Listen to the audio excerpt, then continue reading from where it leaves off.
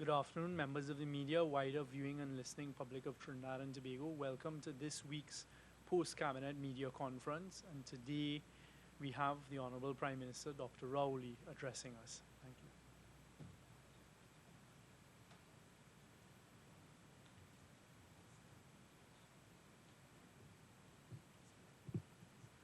Thank you very much, members of the media, for coming. My apologies for the late start. We went a little longer than we had anticipated with the cabinet discussions, but I just want to take the opportunity on this occasion to advise the national community through you that I would be leading a government delegation to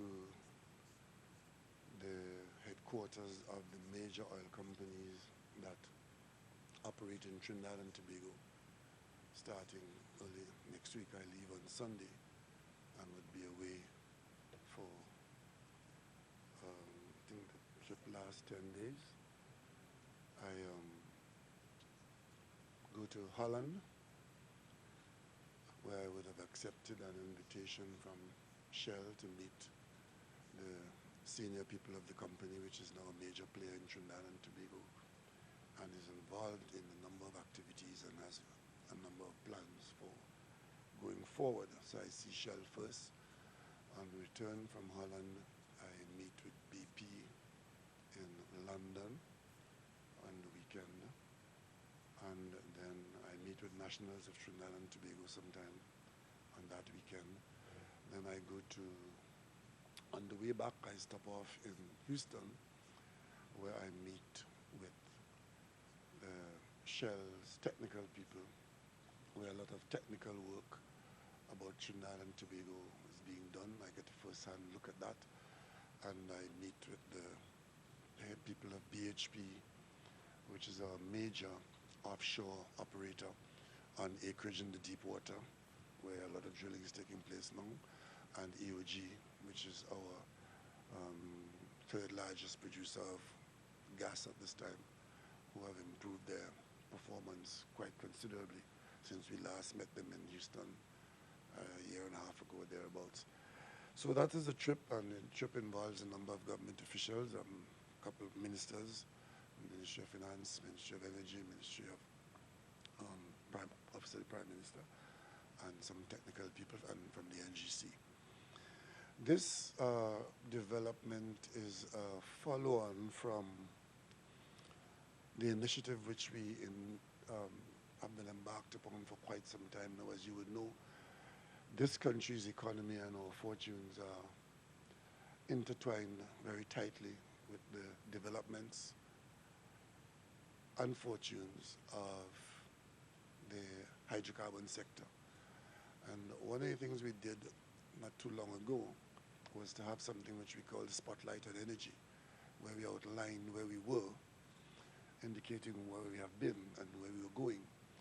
Arising out of that, we focused very strongly on our ability to have this sector of the economy, this major sector of the economy, contribute more on the revenue side.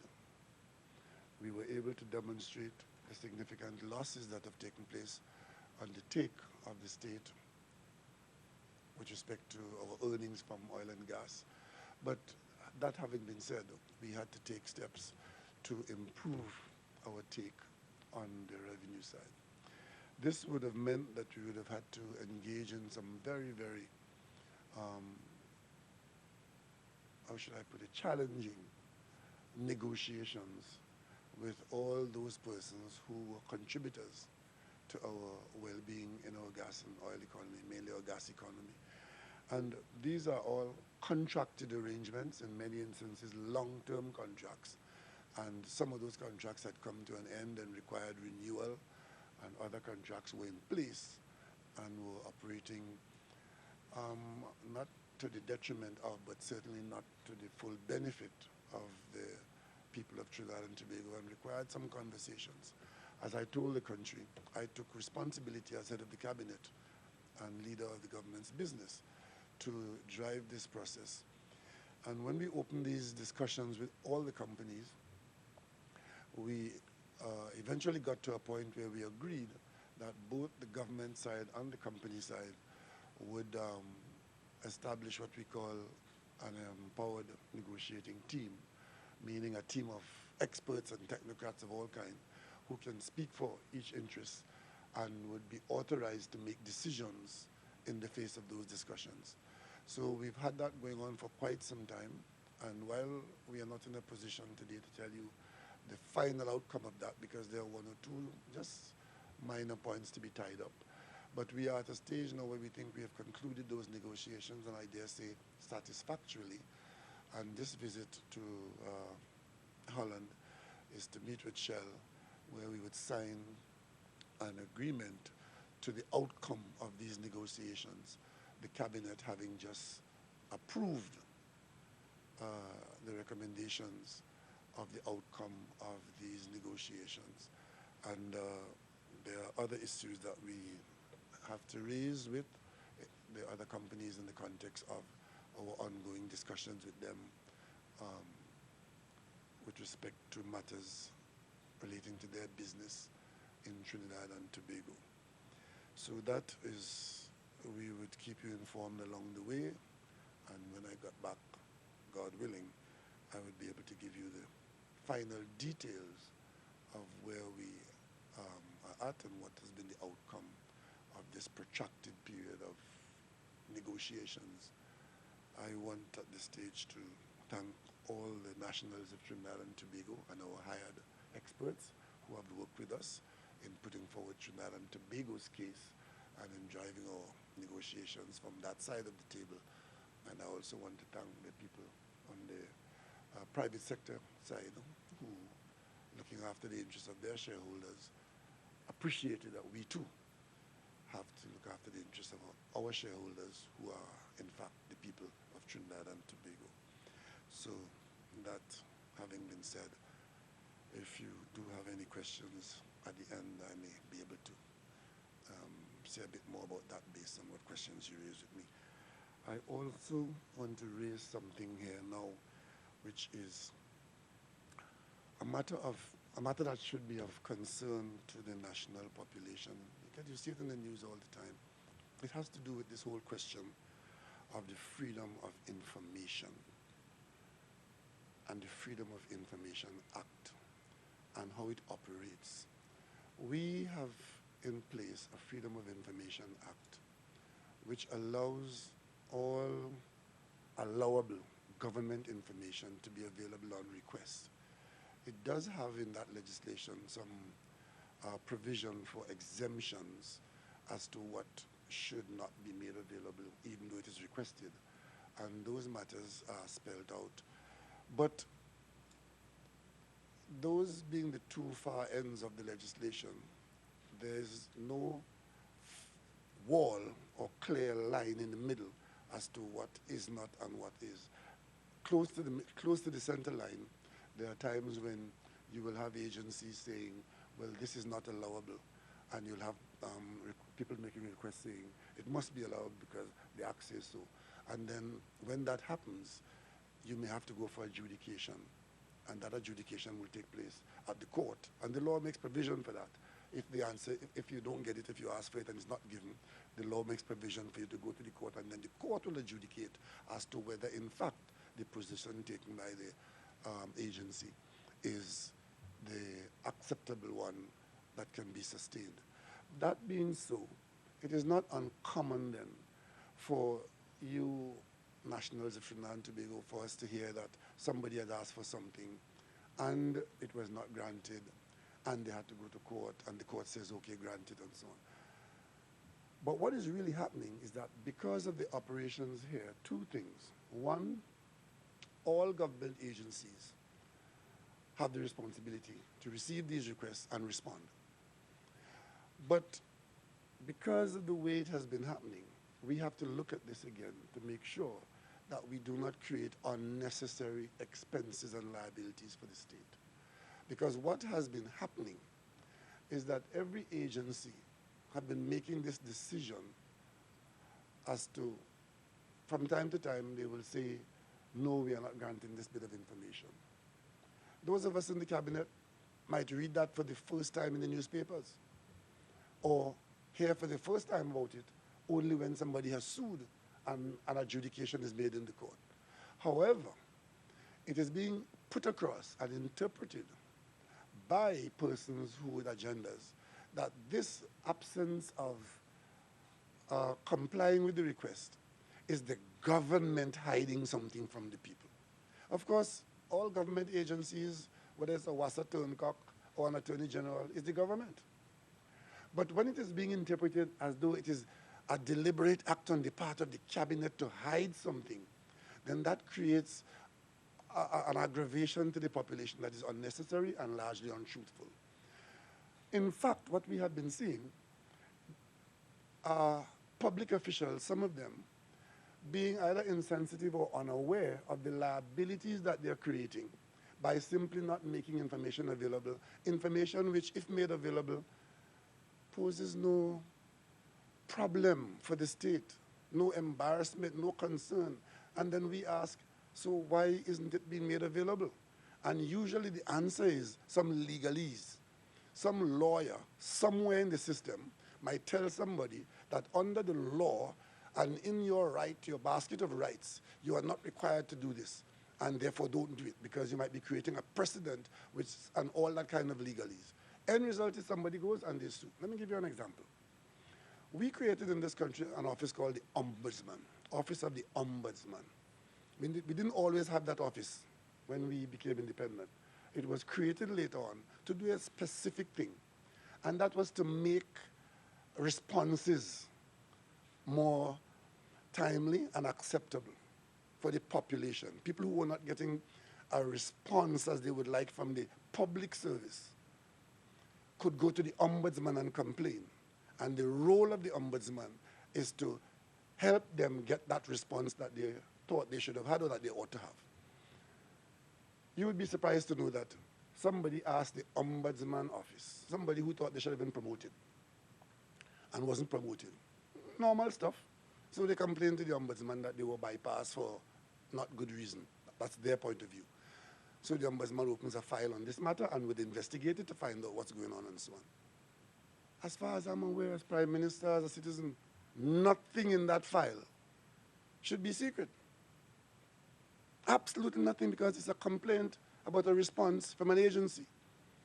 So somebody asked the ombudsman's office for information from that file about their business, which they file looking for a response, and didn't get a response. So having not got a response from the responding agency, they go to court. No, the ombudsman office says, no, we're not giving it to you. Cabinet knows nothing about that. Ministers know nothing about that. Government knows nothing about that.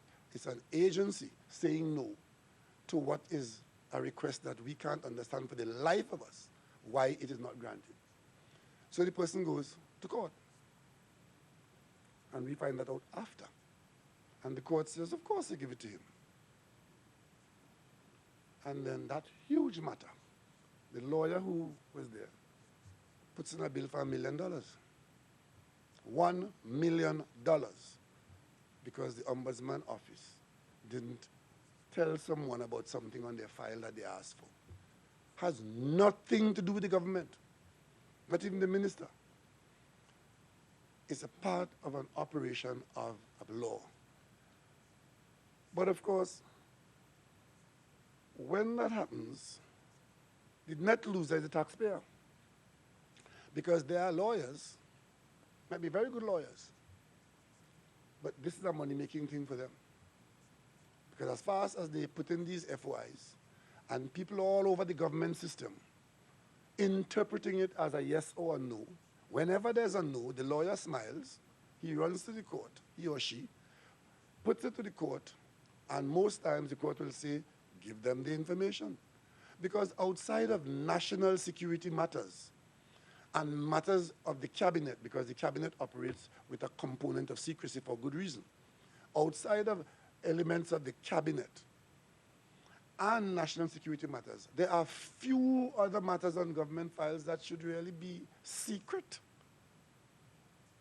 So strictly speaking, we at the level of the government, we are not here about hiding things from people who want information. But in the agencies all over the country, whether it's a state enterprise, whether it's a ministry, and of course, you may have the odd individual here or there who may have an embarrassment and might be in a position to say, we're not giving you this and so on. But that's the operation of a law.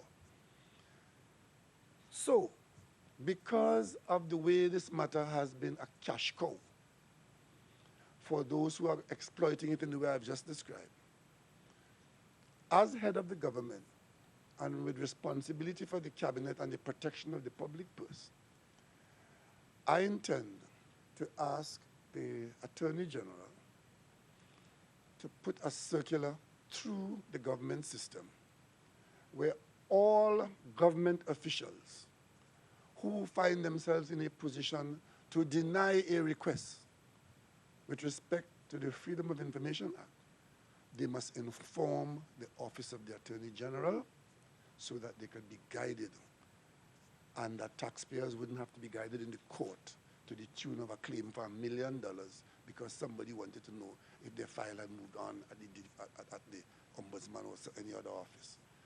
What that will do, it will provide proper guidance.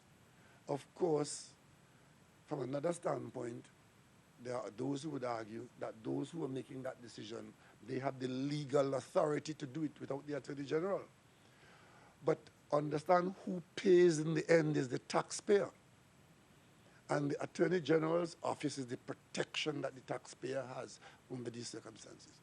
So that is how we intend to deal with that. So anybody in any ministry or any state enterprise that is owned by the government or run by the government who intends to say no when a request is made for public information, that circular will require them to, not to take the authority from them to say no or yes, but administratively, they would be required to inform the Attorney General's office, who will have first cut in protection of the taxpayer.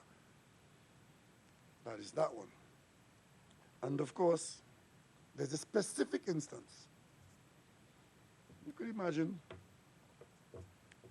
there's a meeting in San Grande a couple nights ago, and the whole meeting is about Malcolm Jones, man who died in 2017, a matter which lied, literally and figuratively, under the last government for 5 years. We are now being told that the matter has gone to the Privy Council. Same matter where went to court asking for a review because they asked for it at Petrotrin. Petrotrin, not the government. Petrotrin decided to take its lawyer's advice and upon receiving senior counsel advice, Petrotrin decided not to release information that was requested from a citizen. Has nothing to do with the cabinet, nothing to do with the government. This is a state agency making a decision based on high quality, high class, expensive legal advice. Whatever the reason is, the lawyers advised Petrotrin that matter. Again, it was done, my understanding is, the information being sought is testimony from an arbitration.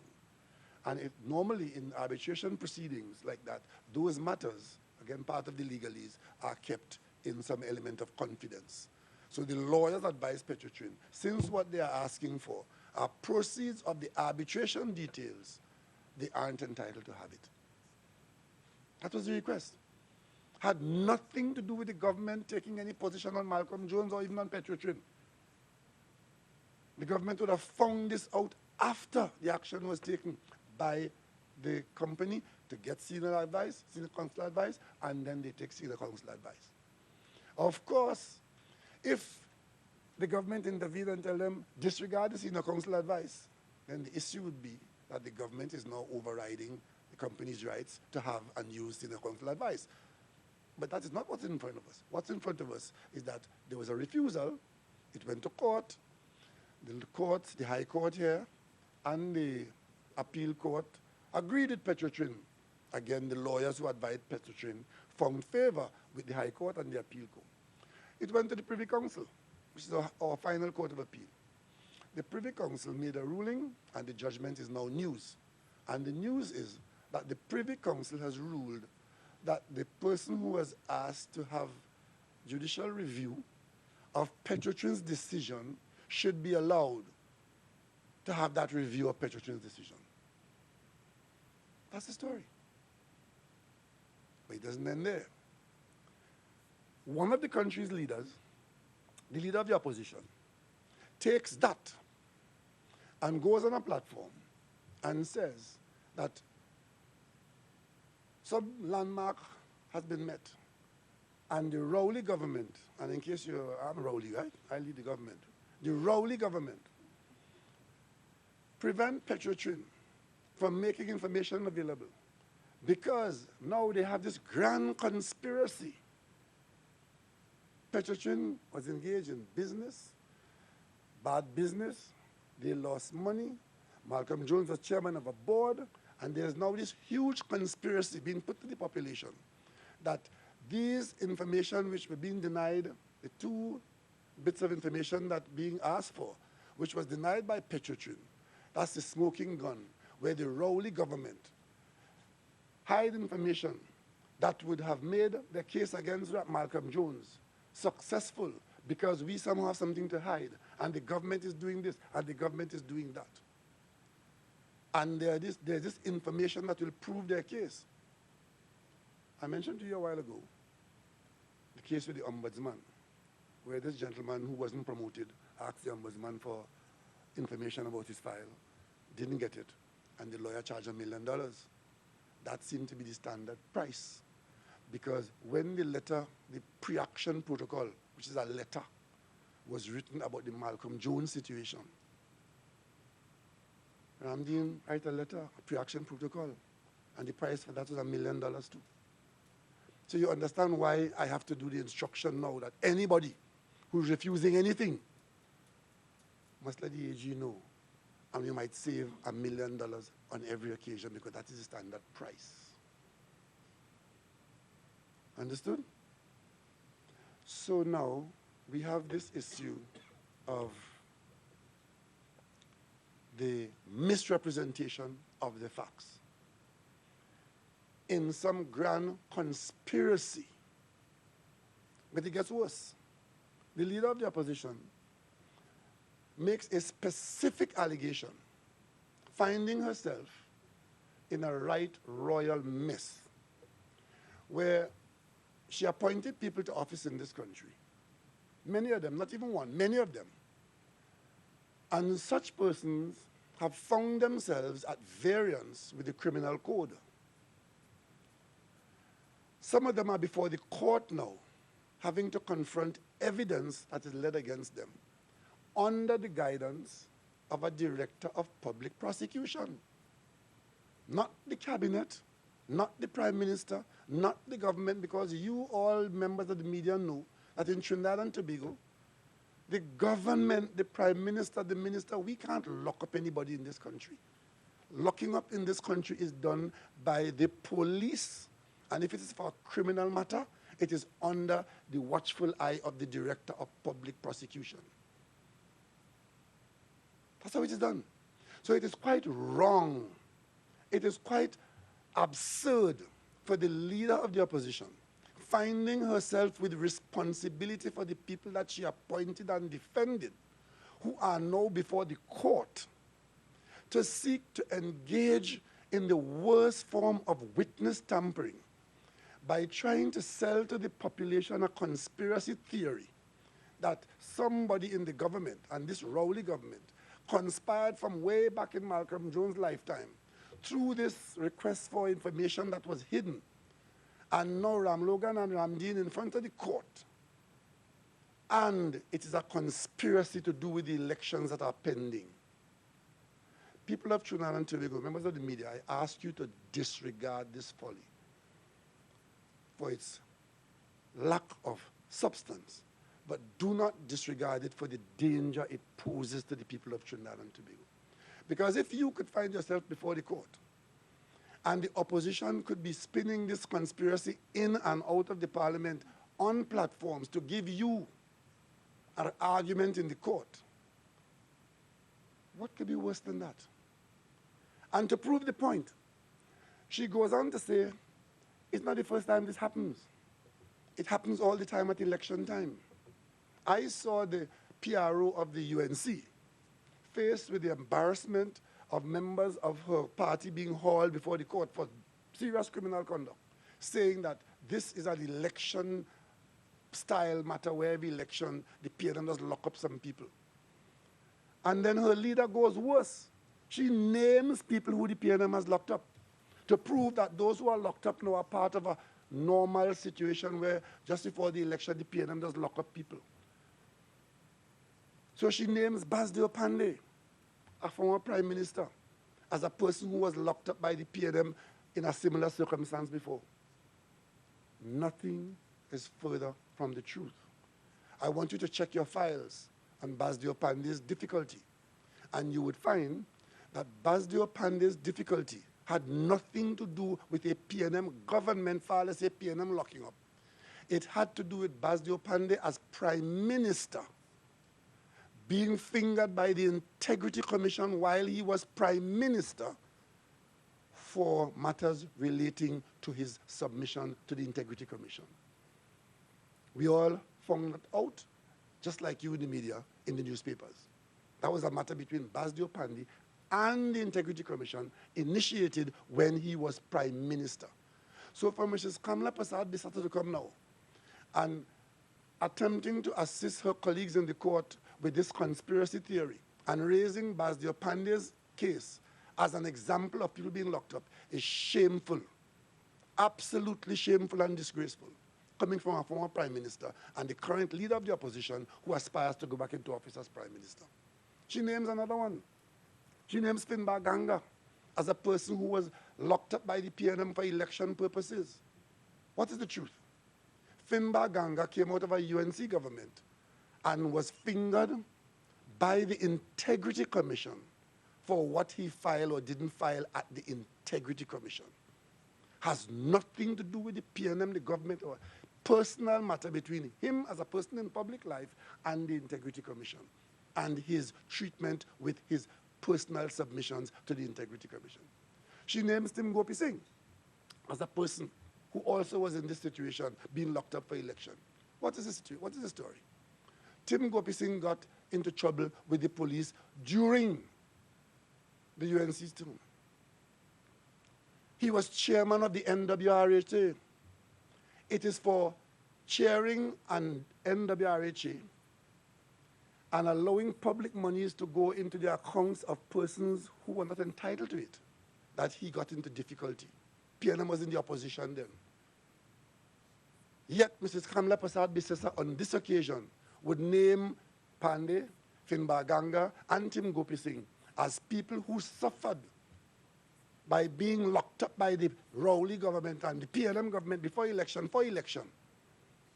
And all of this is one gargantuan lie to bolster a conspiracy, and all of it is to try to create an argument in the court so that Ramdeen and Ram Logan could argue in the court that their difficulty in the court is as a result of political intervention, which is a pattern in this country, and of which they are now the victims. That is what is going on here. And today I cry shame on Kamla Prasad-Bissessar and the entire UNC bunch of kleptocrats who are now having to account, as they do, under the hand of the Director of Public Prosecution. We of the PNM, we have run this country for 60-odd years. Yesterday I'm in my office, I heard somebody from Mayaro Corporation, I think he's the chairman, I heard on the news like everybody else that the chairman of the Mayaro Corporation has been detained by the police for something to do with bribery, and he's being interviewed by the police. All of that matter, as you know, people of Trinidad and Tobago, will be under the hands of the police, under the guidance of the DPP. Somebody from the police department would have taken some evidence to the DPP's office. He would have reviewed it and would have given the police instructions as to proceed or not proceed. That is how it works. Nobody in the government is even aware of that, far less to be involved in it. Yet, the UNC's official statement in the face of that disgraceful development is to put out a written statement that this has to do with the elections in Trinidad and Tobago and the Rowley government interfering in people's rights and freedoms and getting locked up left, right, and center. We are not a country where you get locked up on the say-so of the government of the day. We are not a banana republic. We are a serious Commonwealth democracy run by laws that we agreed to, and we have law enforcement done by only authorized law enforcement agencies. For good reason. So it is quite wrong for office holders in this country who aspire to office think that they can only get into office by damaging the country's image and the country's psyche. So today, on behalf of the government I led and the party I lead, I reject out of hand the lies, the nastiness, and the nakedness of the UNC in trying to defend people whose defense can only be made in a court of law. And finally, I only want to say, all those who believe that this is something to do with the PNM election, when your name called in the courthouse, go there and tell that to the judge. I wish you well. And it is precisely because they want to take it there to work it in that way as a court, as an argument in the court, why the leader of the opposition last week got the member for Naparima to start this foolishness about conspiracy involving the government and the charges laid against public officials who have questions to answer. That we see this now has reached the platform of the politics and the lies being told about people being locked up before for elections under the PNM, when in fact the facts are quite at variance. Call Basdio Pandey and ask him when he was first notified of his difficulty with the Integrity Commission and not declaring monies in a bank account in London. Ask him when that started. Ask him who was in office when that started. Ask him, go up saying which government he was under when that matter took place at the NWRHA. And ask him Baganga why he was arrested and for what reason. None of it has anything to do with a PNM government or the PNM individual. And that is why we need, in Trinidad and Tobago, to pay attention to the fact that we need to build a new society. Because when the leader of the opposition, a former prime minister, could go out of her way to so tarnish the country's image and its name in defense of those with questions to answer in the criminal court, then may God have mercy on the people of Trinidad and Tobago if good men and women do not reject this out of hand. Any questions? Oh, by the way, I'm reminded, because this matter has been so misrepresented and is being used in this very devious way, I, as head of the cabinet, am instructing the Minister of Energy to use the authority that he has under the Constitution to instruct Petrotrin to make the two pieces of information available, two witness statements, the same thing that went to the Privy Council, that they're claiming is hiding the smoking gun of all this conspiracy. I've instructed the minister this morning to instruct Petrotrin as minister. He has the authority to give general or specific instructions to make the two witness statements available and public, so the public will read them and determine whether Malcolm Jones can rest in peace and whether Kamla Prasad Bissessa has the whatever it takes to speak for and on behalf of the people of Trinidad and Tobago. So did you listen to the Law Lord's address? I read the judgment. Right, but Yes. did you hear? No, no, I did not. It would be important for you to listen to. If I had the time, I would, but the written judgment is what, the written judgment is the finality. Okay, but the written judgment has an influence by a law lord that gives the impression that there was interference. No. That is the impression in the words coming out The of the law, man's mouth. I read the judgment, and the judgment was very clear. It said that the person who requires the review has a basis for wanting the review. Because there may be his concern, right? What is exercising him? There may be that, and only the review will allow him to do that. And it went further. It says the Attorney General and Petrotrin may be able to dismiss the matter, to dismiss what he's concerned about. So the Privy Council did not make any finding of fact on this matter. All the Privy Council did was say, the man is asking for a review. Give him a review. In other words, keep the doors of the court open to him. It made no finding on the substance of the matter as to whether, in fact, there was political interference. And if it says may means 0 to 100. And I am telling you here that the government that I led, right, and the facts of the situation, the may is as good as didn't. But if they want to review it, let them review it. And I'm going further. I'm saying that I wouldn't even wait for them to review it. I'm instructing that the 2 witness statements be made public to the media. And then when you see it, you read it and figure out whether, in fact, a lawsuit for $1 billion against Malcolm Jones was, in fact, a good idea. And worse, when senior counsel tells you that now that these same 2 pieces of information that is being sought, now that they are available to senior counsel, that your case is without much merit,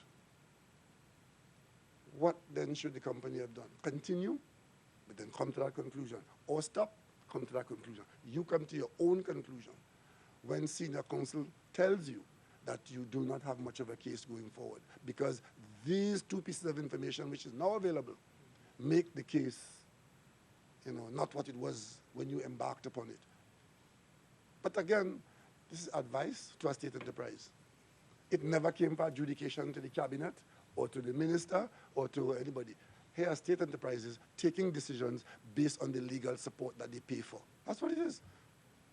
Prime Minister, you also are aware that the senior counsel who gave the advice, I think you must agree that he should have read those statements before he gave the advice. And good. And that's a question you must ask the lawyers, the same lawyers who are now claiming conspiracy against them.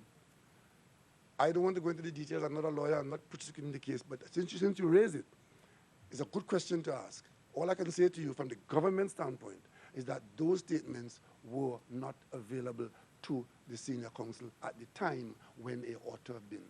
And I go no further on the matter.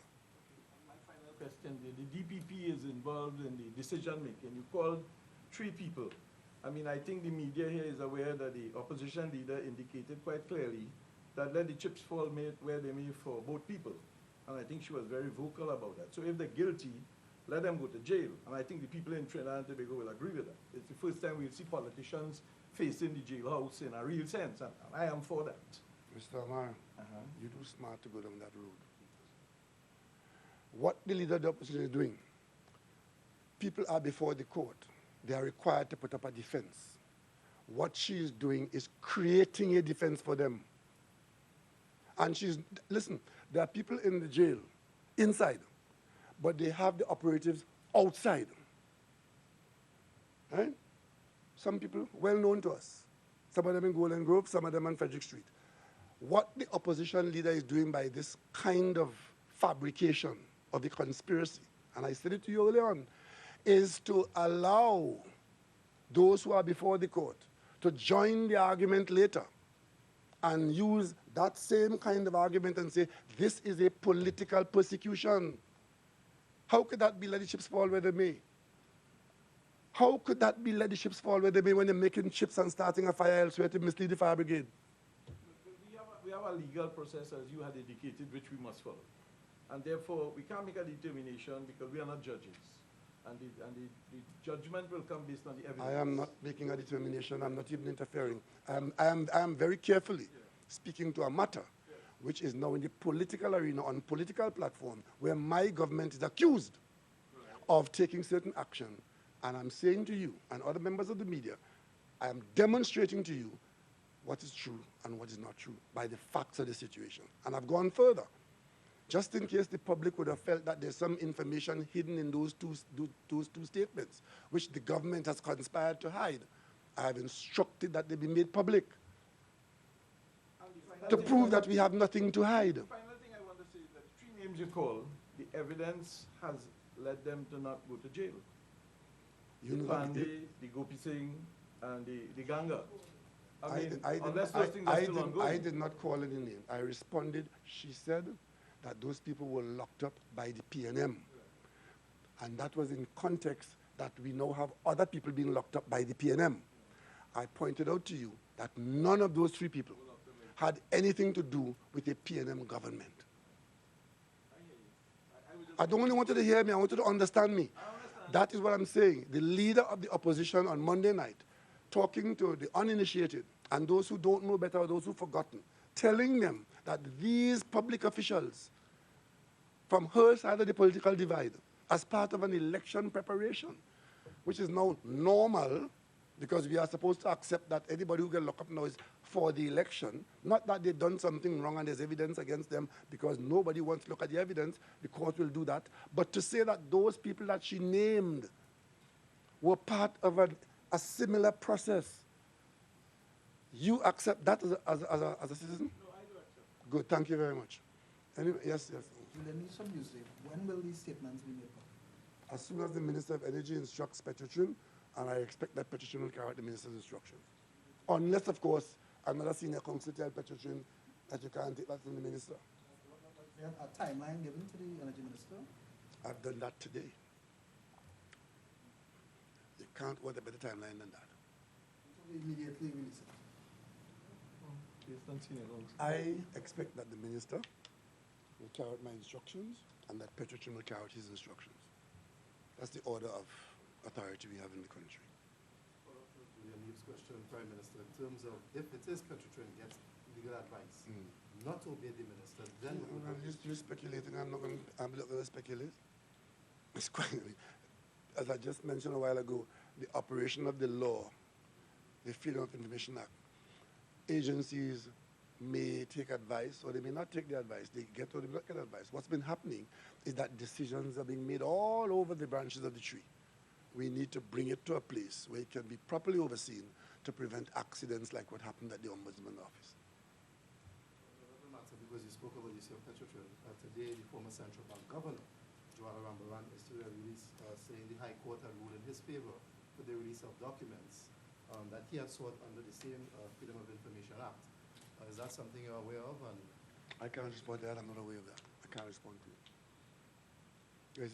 It's the same thing. People who ask for information and didn't get it, the law makes a provision to go to an adjudicator, which is the court, and if the court adjudicates in your favor, more power to you. Prime Minister, in a previous government, PNM administration, when you had raised the issue of line ministers and authority over ministries, over the issue of Judicot at the time, does this issue raise any concern about the direction or at least the accountability of ministries under those who have been appointed by you to be in charge of those ministries? Well, not really. It doesn't question the minister, the entity's authority, but because of the outcome that is likely to happen based on a legal interpretation, we are going to centralize some guidance through law. So, for example, if WASA is saying no to somebody, instead of it going to the Privy Council and cost taxpayers $1 million, well, inform the AG office, and somebody might tell you, don't do that. And just by saying don't do that, you save $1 million.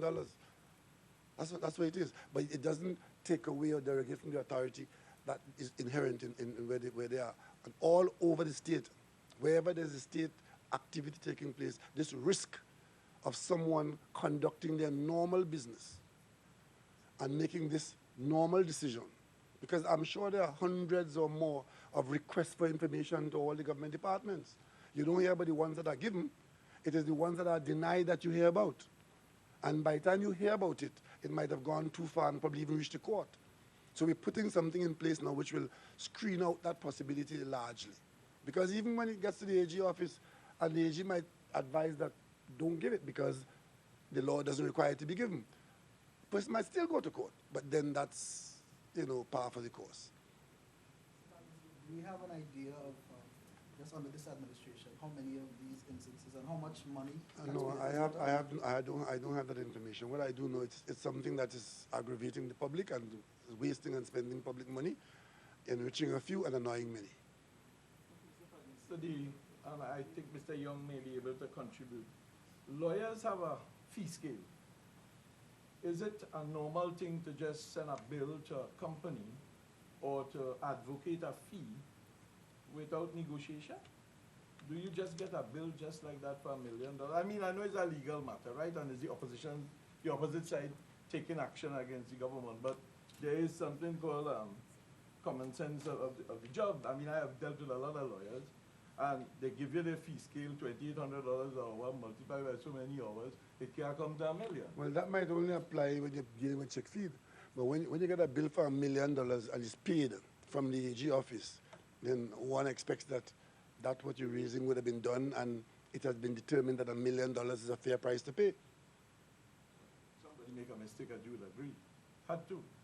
And the final thing I wanted to ask is, gas for liquids. There was a Minister of Energy media release in 2018 with NIQUAN. We haven't heard about NIQUAN, and 2020 January is on the horizon. I know we are importing fuel. Is NIQUAN a dead deal? No. The NIQUAN arrangement is still going on. I mean, and the last time, even with the closure of the refinery, the NIQUAN, because NIQUAN is using gas to produce diesel. That operation, as far as I'm aware, is still on the way. But I just put in here notice that we now in need. Well, I don't. But that's a private sector business, eh? So NIQUAN is a private sector entity, so I can't speak to it. But I do know that it's still going on. I just want to put one line here for you. Given projection for gas supply, this requirement can be met, and this project can now proceed. That's what the minister said. What are you quoting from? A press release from the Minister of Energy. Referring to NIQUAN's. Yeah. Well, it's proceeding. Yeah, it's proceeding. Okay, but you say it's not a government. It's not a government. It is the private sector investment which is seeking to do what the original Petrotrin idea was. And as far as you know, it's on schedule. Yes, I mean, I understand. I mean, my information that I have now of recent vintage is that it is proceeding. So your trips to the various head offices of the energy companies you spoke of follows the bid round that occurred, or at least the closing of the bid round for shallow water exploration. 3 out of 6 bids, and Shell and BP combined in terms of the bids, the 3 bids. You had the situation with the infill drilling results from BP, the 2 wells they spoke of, and also as well, of course, all of this following the restructuring of the oil company. What would you tell the population now in terms of the state of our energy sector and the revenue stream? Is that in any way challenged by the circumstances now? Well, all I would say is that there's a tremendous amount of activity taking place in the energy sector at this point in time. Some of that activity involves drilling. Not every well you drill will be successful. If you probably would have heard it before, that the geological conditions in and around Trinidad and Tobago is among the most challenging anywhere in the world for oil recovery, because it's so fractured and broken up. So it's dry holes or underperforming holes are not new in our business. But as long as there is commitment to continue exploring, that's what we need to do. And that's what this trip is about, that we maintain significant investment interest in Trinidad and Tobago. With respect to, is that the point you raised? Oh, the bid round. Yeah, well, what has happened again, there has been some combining of effort in our area, not in recent times. You would have seen initially BP was off the East Coast and in some of the new acreage to be explored, and then BP got involved with BHP, and BHP is now the operator with BP as a junior partner off the East Coast, where we're drilling now with some fair success. And then BP is now focusing on the Southern Basin. You would have seen Shell come in, bought out British Gas, Centrica, Repsol. Shell has consolidated in Trinidad and Tobago and is now a major player in Trinidad and Tobago, the major player in some areas. And now that the bid round has come out, whereas under an earlier time you may have find Shell on its own looking for its own acreage and BP looking for its own acreage. But they aren't enemies, they're in the same business. And now the economics of the world business is that these companies talk to one another. And they agree now, instead of each one going after different acreage, they combine, which is a good thing for Trinidad and Tobago. We get the best of both companies. And some acreage was taken up, and we're focusing on that side of it. What you had said was some incentives that were given under the previous government for drilling. But I'm wondering, in terms of the 12.5% royalty, for example, on the SPT, do things like that pose any discouragement? Royalty on the SPT? Sorry, well, the new structure for the supplemental petroleum tax. In other words, then, should we have more incentives for drilling? There's no new structure on this supplemental petroleum tax. The SPT remains as a supplemental tax, which only kicks in after the price has risen to a certain point. If the price never gets to that point, there's no SPT. So when you hear people saying that the SPT needs to be adjusted, it is not in effect because the price has not gone there. And that cannot be a deterrent. What you are referring to is the whole question of what attracts investment. Recently, there was a pretty much downing of tools in Trinidad and Tobago because as some of the contracts came to an end from the 25-year ago gas, the gas that's going to come now from deeper water and more expensive gas, we had to have an agreement on a gas price. And there was limited activity, and in some cases none at all, in exploration, because people were not happy or did not know what price the gas will come to market at. As soon as we settle the gas price, which is what this government did as its major assignment on coming into office, the minute we settled on the gas price with BP, it triggered for all the other companies, Shell and EOG, exploration to the tune of $10 billion US. So it wasn't incentives, it was negotiating a gas price. Now, having negotiated that gas price to produce gas, we had the other end of the scale. Who are we selling it to? And what are the sellers saying? And you would have seen our negotiations with the buyers who were buying from NGC in one or two instances had actually shut up shop and said they didn't like the price.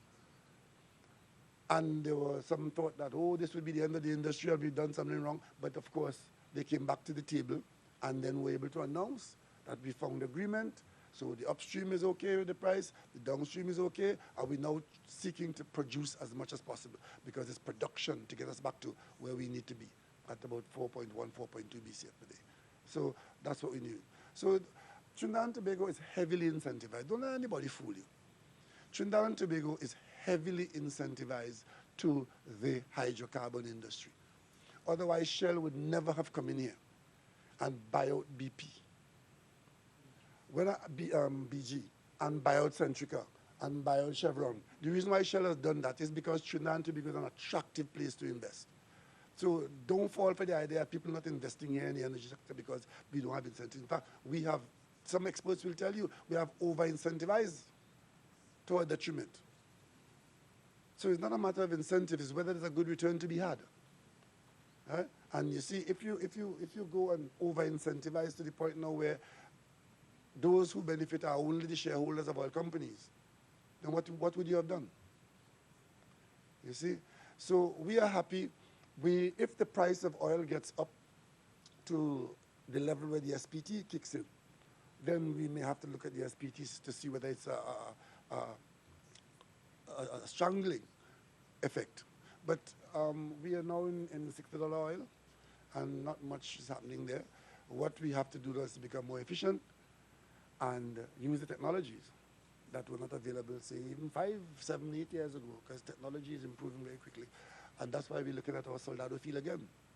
And we're doing it in partnership with Shell, which brings to the table the technology to assist us in being less high risk in dealing with a field that we know might have some oil. Because you see, the management of risk and the investment in risk is what it's all about. because a dry well now offshore in the deep water costs tens of millions of dollars. A drill ship off where we are now is $2 million US a day. That's quite different to what we were dealing with 20 or 30 years ago. And it is those kinds of things. I went to Australia, and one of the things I had to do, which made me have to go there, I wanted to be in the room with the BHP people at the time when they were making decisions as to where they were going to spend their money. Because at that time, they were pulling out expenses from the United States and elsewhere and going back to their core business. And they were considering minimizing their involvement in Trinidad and Tobago. Somebody had to tell them the best side of the story, because, of course, if you read some of the things that come out of Trinidad and Tobago, you just pass us by. But somebody, and I took that job, somebody had to tell them about the good side of Trinidad and Tobago and the attractive nature of Trinidad and Tobago's business. And you talk to the people who make the decisions, not the middlemen. And we did that in Melbourne. And the next thing we know, we got good news that serious allocations were made to the Trinidad and Tobago investment. And as BHP pulled back into its shell, into its core business, in oil and gas, they are out and about in Trinidad and Tobago. And that's what it's all about. So we had the issue, yes, and either you or Minister Young could answer this question. In terms of the issue of Venezuelan nationals arriving here, we saw the exercise yesterday with the police and so on. It's created a discussion, a continuing conversation about the size of our country, our ability to deal with this issue, the resources, whether we are able to deal with this influx, and your proposal in terms of the registration of Venezuelans and so on. Let me take that question, right? Because it generates a lot of current conversation, and there's not just one side to this conversation. There isn't one side to this conversation in Trinidad and Tobago. There's more than one side. But as the government, we have a responsibility to protect the interests of the people of Trinidad and Tobago first and foremost. Whatever we feel about the people of Venezuela and their circumstance, our first and primary responsibility is to protect the interests of the people of Trinidad and Tobago. You look at the map of Northern South America, and Venezuela is a huge space. Trinidad and Tobago is a tiny dot in the mouth of the Orinoco River. Population-wise, we have 1.3 million people on these islands. Venezuela has 33 million people. Doesn't matter whose fault it is. The Venezuelan problem is for Venezuelans. We are humanitarian, we are caring, we help. But the help that Trinidad and Tobago can give has to be limited. This little island cannot be the solution to millions or hundreds of thousands of migrants leaving Venezuela. And secondly, international agencies, many of them with different agendas to our interests in Trinidad and Tobago, will not encourage us into converting Trinidad and Tobago, this little island state, island nation in the mouth of the Orinoco, into any refugee camp for the larger Venezuelan problem. To protect the interests of the people of Trinidad and Tobago, we will have to limit our exposure to the fallout from Venezuela. And to do so, initially, we allowed our doors to remain open. Venezuelans came here, could spend 90 days and go back, and that's been going on. And as things got a little worse, more of them came, and we kept our doors open. But there comes a time when the volume and the presence of these migrants, economic migrants in Trinidad and Tobago, will threaten the quality of life of the people of Trinidad and Tobago. And it falls to us to protect ourselves from that. So therefore, the registration is one, to tell us how many are here, who they are, and where they are. That is to protect our interests. Now, in keeping our doors open, we're also keeping our eyes on how many people are coming into the country requiring sustenance. But more importantly, by keeping our doors open as wide as we had before, we are not naive. The criminal element saw opportunities. And if we don't manage our borders and keep our door sufficiently ajar to manage the flow through, then this new business of people choosing to enter the country other than the designated places to enter will overwhelm us. And that is why We are patrolling our borders, and the policy we're pursuing, and we want all to know this, if you do not come into our country through a proper port of entry, which remains open, but we are controlling the flow.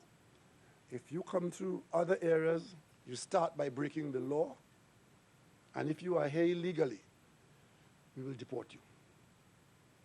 Tomorrow morning, I meet with the National Security Council, and the instructions to protect the people of Trinidad and Tobago will evolve to them. We can't just go and say we're protecting our borders and then pick up 200 people, bring them from the border, and let them go in the street. Not doing that. And those who are trading in that business of human trafficking will find no aid and succor in Trinidad and Tobago. And if we identify you, you'll be prosecuted. And those who choose not to go through the ports of entry,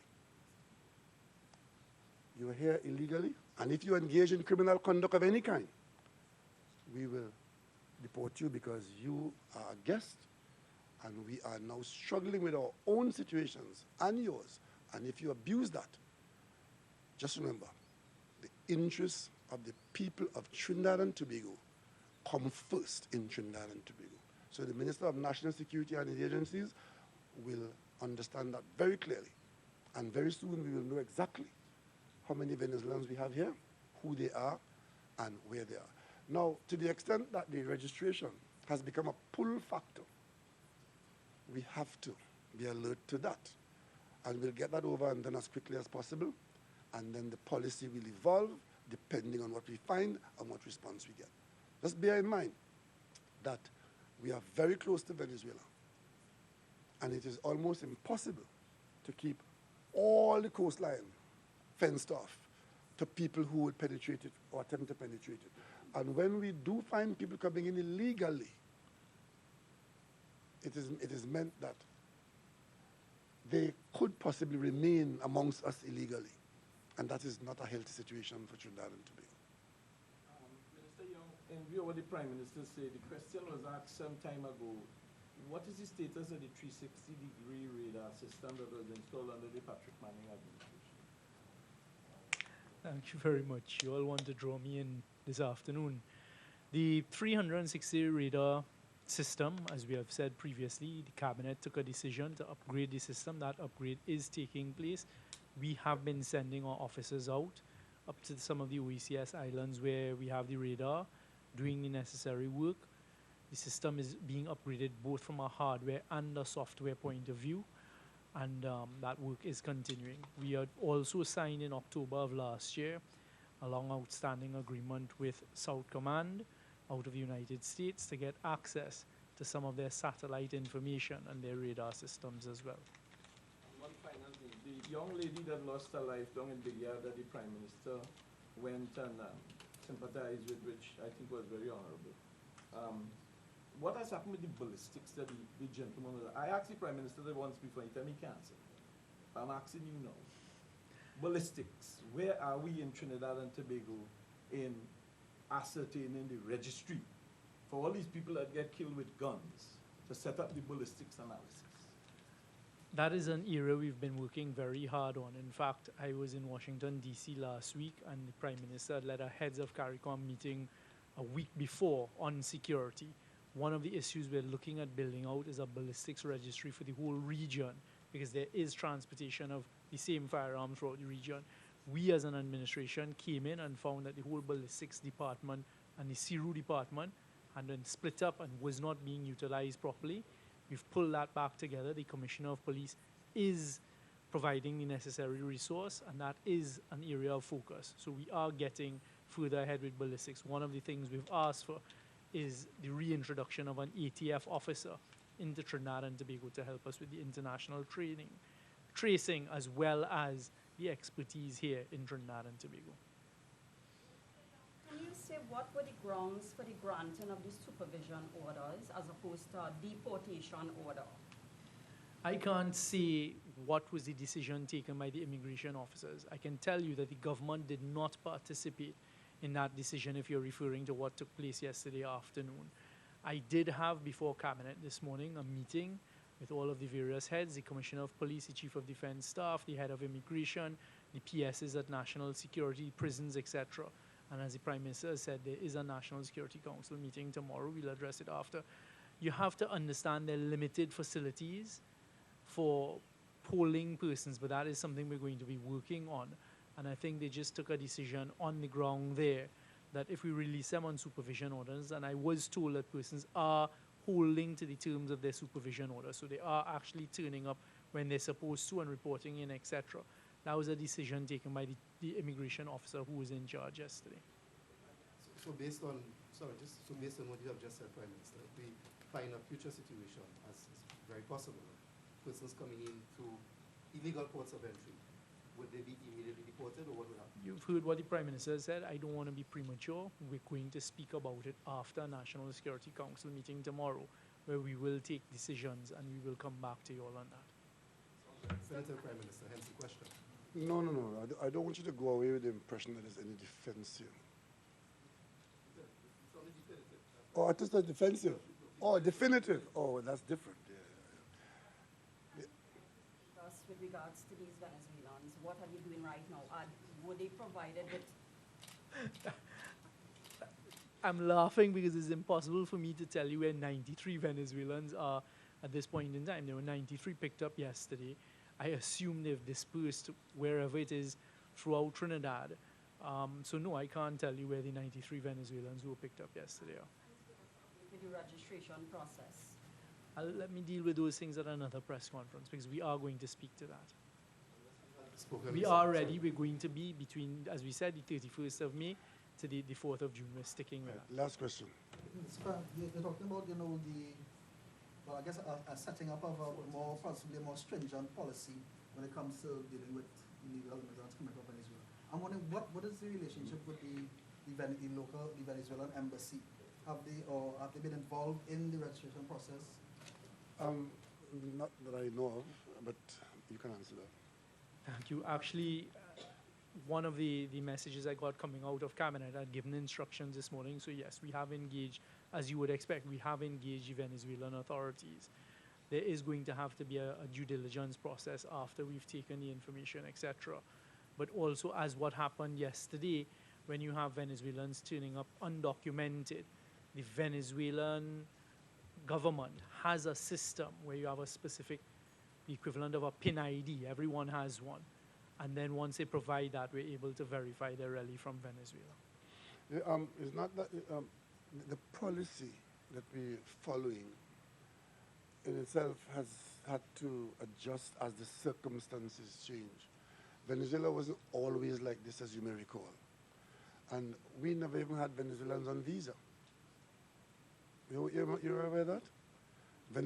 We have always had an open door policy with Venezuelan visitors and coming in and spending 90 days and going and coming as often as they want to go and come. As the situation has worsened, we've had to adjust the policy. And the policy now is one where, as we are faced with an influx threatening to be overwhelming for us, we have to have a policy that throttles that and ensure that we don't create in Trinidad and Tobago what has been left behind in Venezuela. With respect to Venezuelan nationals who would give birth in the country, if their parents have no real status, what would be the status of the children? Again, let me answer that. It doesn't matter where you come from. As long as you are born in Trinidad and Tobago, you lay claim to citizenship in Trinidad and Tobago. It doesn't matter who your father is or your mother is or where you come from. Once the birth takes place within our border, you lay claim to citizenship in Trinidad and Tobago. Just like we go to the United States, we go to England, it's an international standard, and we are pleased to uphold that as our nationals elsewhere in the world have inherited that same thing. That's a standard of birth giving you citizenship. Thank you all very much, and sorry for keeping you so long.